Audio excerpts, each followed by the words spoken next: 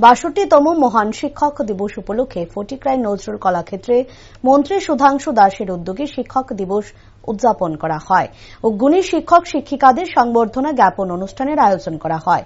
উক্ত মহতী অনুষ্ঠানে ফটিকরায় বিধানসভার অবসরপ্রাপ্ত ও কর্মরত প্রায় ৩০০ শিক্ষক শিক্ষিকাদের সম্মাননা প্রদান করা হয়।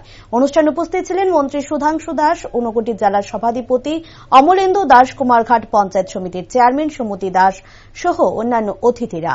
বক্তব্য রাখতে গিয়ে মন্ত্রী সুধাংশু দাস বলেন, শিক্ষা হচ্ছে অন্ধকার থেকে আলোর দিকে ধাবিত হওয়া এক আন্দোলন। মূল শিক্ষা হল মানবিকতা বোধ, নৈতিকতা ও আধ্যাত্মিকতার শিক্ষা। শিক্ষার সাথে সাথে আধ্যাত্মিকতার চেতনা জাগ্রত হওয়ায় কথাই বলেন তিনি। যারা অভিভাবক আছেন, যারা ছেলে মেয়েদেরকে পড়াশোনা করানোর জন্য বিভিন্ন স্কুল, কলেজ বা হাইফাই স্কুল চুজ করে, কেন করে বা কেন আমরা বলি শিক্ষা কেন প্রয়োজন? Because education is the movement from dark to light. Education is the movement from dark to light, অর্থাৎ শিক্ষা হচ্ছে সেই আন্দোলন যেখানে অন্ধকার থেকে আলোর দিকে ধাবিত করে।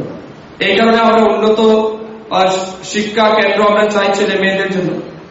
এখন প্রশ্ন হচ্ছে, উন্নত শিক্ষা কেন্দ্রে বা ইনস্টিটিউশনে পড়াশোনা করে হাইলি ডিগ্রি পাওয়ার পরেও, অনেক বড় ডিগ্রি থাকার পরেও যদি তার জীবন সহজ না হয়, সে যদি সুখী থাকতে না পারে, তার জীবনটা যদি সুন্দরভাবে গঠিত না হয়, তার জীবন যদি সফল না হয়, তাহলে এত উন্নত শিক্ষার কি প্রয়োজন?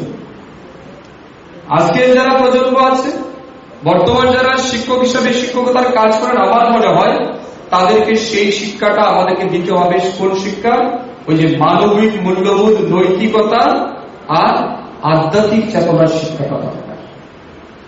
যতক্ষণ পর্যন্ত শিক্ষার সাথে সাথে আধ্যাত্মিক চেতনা জাগ্রত না হবে, অন্তরের অন্তর্নিহিত প্রকাশ যতক্ষণ প্রস্ফুটিত না হবে, আলোকিত না হবে, আমার মনে হয় সেটা একটা র, এই ডিগ্রিটা একটা র হবে আমার মনে হয়।